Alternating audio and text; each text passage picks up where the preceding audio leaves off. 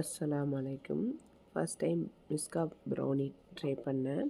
அதுக்கு மேலேயும் வந்து பிஸ்கட்டை வச்சியும் ட்ரை பண்ணி பார்த்தேன். மாஷா அல்லாஹ் சூப்பராக வந்துருந்தது. டேஸ்ட்டும் ரொம்ப செமையாக டேஸ்ட்டும் நல்லா இருந்துச்சு. கார்டனுக்கு போகவே இல்லை. சரி மேலே போய் கார்டனை பார்க்கலான்னு போனேன். மல்லிகைப்பூ நிறைய பூத்து உளுந்து கிடந்துச்சு. அப்புறம் மிச்சம் இருக்கிற பூவெல்லாம் பறிச்சிட்டு, இது வந்து ரோஸா மல்லி, நல்ல ரோஸ் மாதிரி பெருசாக பூக்கும், அவ்வளோ ஸ்மெல் இருக்கும். ஆனால் இப்போ உரம் வச்சதுக்கு பிறகு இப்போ நிறைய மொட்டு வச்சு பூ பூக்குது. இந்த மரத்தை வந்து சேடுக்குள்ளே வச்சு அப்படி ஒரு மாதிரி ஃபங்கஸ் வந்துருச்சுன்னு சொன்னோம்ல, அதனால சரி பிடுங்கி போட்டுடலான்ட்டு பிடுங்கினா உள்ளே பிடுங்கிட்டு மேலே கரிஞ்சிருக்கிறதெல்லாம் கட் பண்ணி பார்க்குறேன், எல்லாம் முளைச்சிருக்கு. அதனால் ரெண்டாவது திருப்பி நட்டி வச்சுட்டேன். பட்டர்ஃப்ளை, சங்குப்பூ, அப்புறம் மல்லிகைப்பூ எல்லாம் கிடச்சிது. அப்புறம் கார்டன் வேலையெல்லாம் முடிச்சுட்டு ஃபிஷ் வாங்கிட்டு வந்துடலான்ட்டு ஃபிஷ் வாங்க போயிருந்தேன். அங்கே பெரிய மாவுலா மீன், சீலா மீன் சொல்லுவாங்க இதுக்கு பேர். சரியான பெருசு, ஒரு 5 கிலோவாவது இருக்கும், அவ்வளோ பெருசாக இருந்துச்சு. அப்புறம் பக்கத்துலேயே பலாப்பழம் கட் பண்ணிகிட்டு இருந்தாங்க. முழு பழம் வாங்கிட்டு போனால் எப்படி இருக்குமோ தெரியாதுன்னு சொல்லிவிட்டு அவங்க கட் பண்ணி வச்சுருந்த பீஸில் எனக்கு ஃப்ரெஷ்ஷாக கட் பண்ணி கொடுங்கன்னு சொல்லி கட் பண்ணி வாங்கினேன். லிச்சியும் வச்சுருந்தாங்க, ஃப்ரெஷ்ஷாக இருந்துச்சு. ரேட்டு கேட்டால் 200ன்னாங்க. மார்க்கெட்டில் வந்து 100 ருபீஸ் தான் இது. அப்புறமா அந்த ரோட்டு கரையில் போட்டிருக்க காய்கறி கடைக்கு போனேன். அங்கே போய் இது வந்து சொரக்காய் வந்து நல்லா ரவுண்டாக இருந்துச்சு.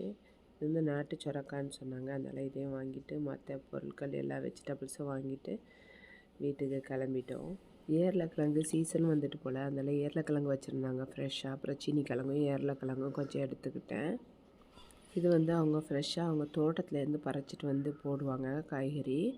இது வந்து அவங்க தோட்டத்தில் உள்ளதான் புடலங்காய். சரியான லென்த்தாக இருந்துச்சு. 2 வெரைட்டியில் இருந்துச்சு. ஒன்று பச்சையும், இன்னொன்று வந்து ஒரு மாதிரி வெள்ளை கலரில் இருக்கும்ல, அந்த மாதிரி.